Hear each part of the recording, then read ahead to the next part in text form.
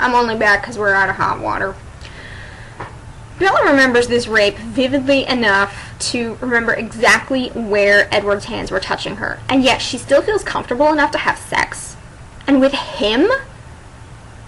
You know, I can't even begin to express my contempt for this author and her sack of shit story.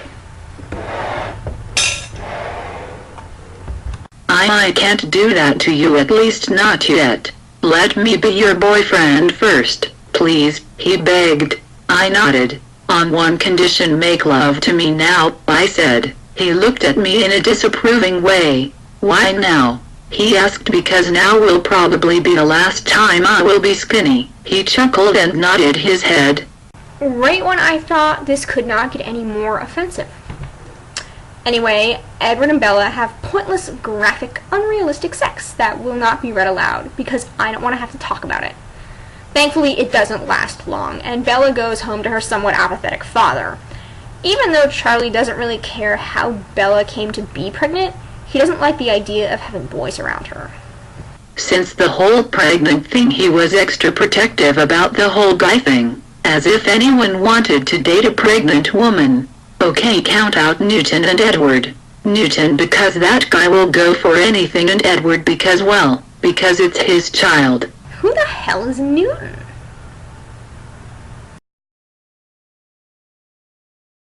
Anyway, Bella goes in for an ultrasound to determine what gender the baby will be. We never find the baby's gender, however. Instead, we discover that Bella is pregnant with 4 babies. And she's still skinny. The story randomly switches to Edward's point of view as he's lectured by his vampire family.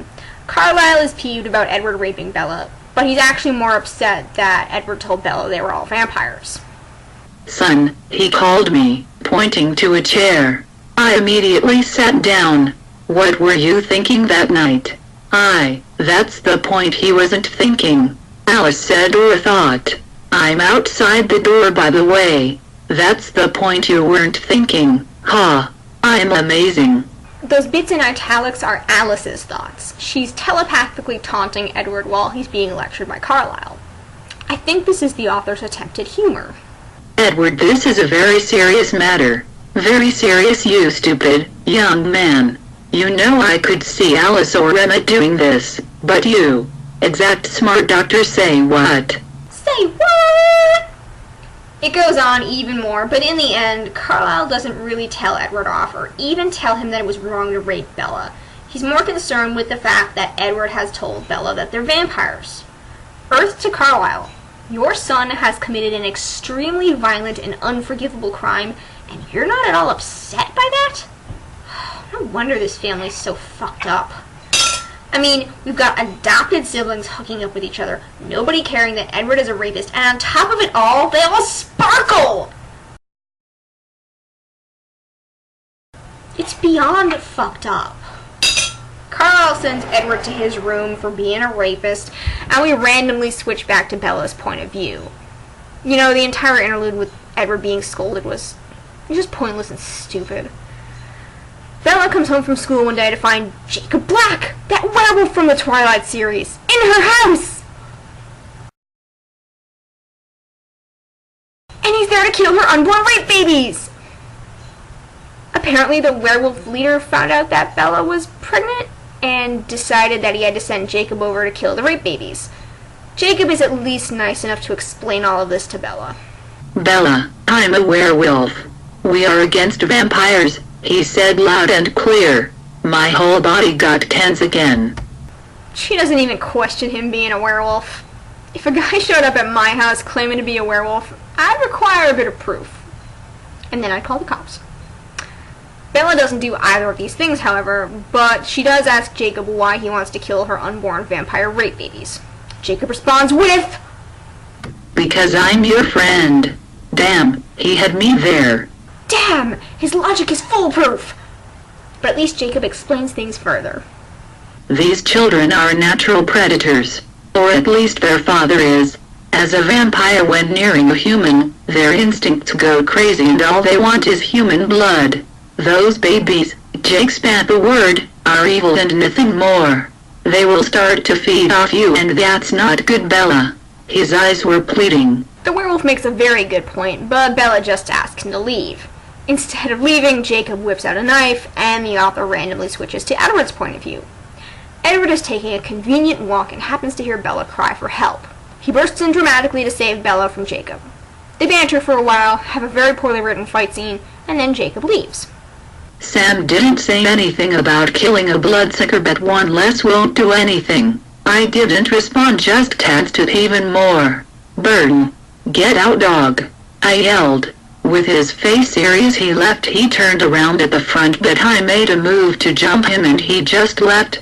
I may have lost the battle, but I sure as hell will win the war, were his last words before leaving. I dropped next to Bella and hugged her tightly, but not too tightly. Who's Sam?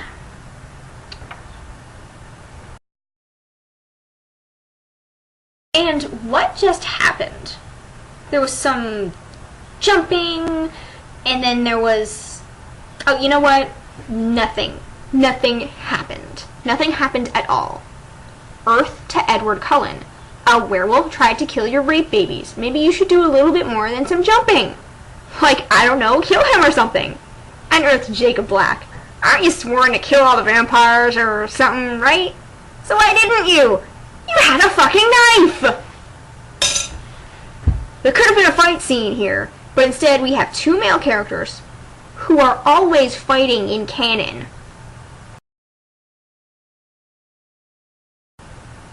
And they just get up and walk away like nothing happened. Edward's pretty upset at Jacob's attempt to kill his rape babies, but Bella isn't. Not really. Is anyone surprised at this point? She didn't care very much when Edward raped her and knocked her up. Edward, I'll be fine. Jake won't do anything to me, I know it, said Bella, obviously believing in their so-called friendship. Oh yeah, let's be friends, but first I have to kill your unborn children. Sorry, I have to. I have no other option.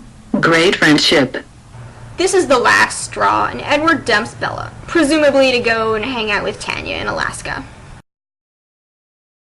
Fine, you want to be friends with a dog. Go right ahead. I promise I won't be here to stop you because I can't watch my children being staked and murdered. This is the last time you'll ever see me. But I love my dog! Fluffykins would never kill unborn rape babies, would you, Fluffykins? Or would you? Oh no, you wouldn't. Oh no, you wouldn't. Oh no, you wouldn't. You don't even have opposable thumbs. You need thumbs to do that. You silly old... Oh, you're talking about the werewolf, aren't you? Oh, I get it. I get it. Well. So instead of defending his unborn rape babies, Edward just dumps Bella and leaves her. The story switches back to Bella's point of view for a little while. Edward was gone, and the other Cullens had probably left with him, and I was stuck alone and worthless. I was going to die unless I somehow stopped Jacob. This sentence is actually sort of canon. Bella has this bizarre and unhealthy dependency on Edward. In New Moon, she actually tries killing herself when he dumps her. But that's only because in New Moon, she's not pregnant with 4 of his rape babies. In this story, she is. So she decides that her life is worth living just so she can bear Edward's rape babies. So she gets the brilliant idea to go see Jacob! No, not that one. This one!